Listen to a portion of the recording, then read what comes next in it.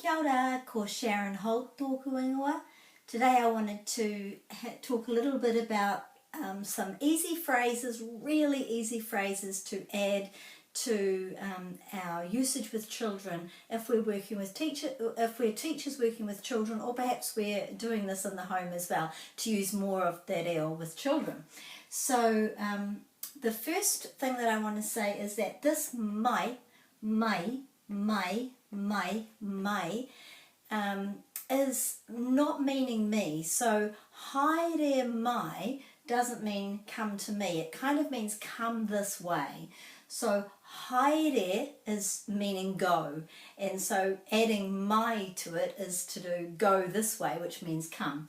Haere mai, which is also welcoming and a greeting, but you can also use it for children.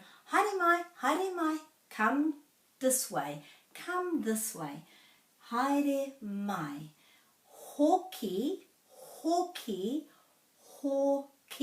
Remember we talked about the sounds of the vowels. Hoki mai is return this way.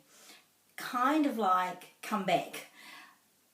Hoki mai, return. So if you're wanting a child who has been in this place, who's gone over there, to come back, it's more appropriate to say hoki mai than haere mai. Hoki mai. Whai mai is about following or copying. Whai mai. And kōrero mai is speak in this direction. It's like speak to me. When we say titiro mai and whakarongo mai, we're talking about looking in this direction, listening in this direction.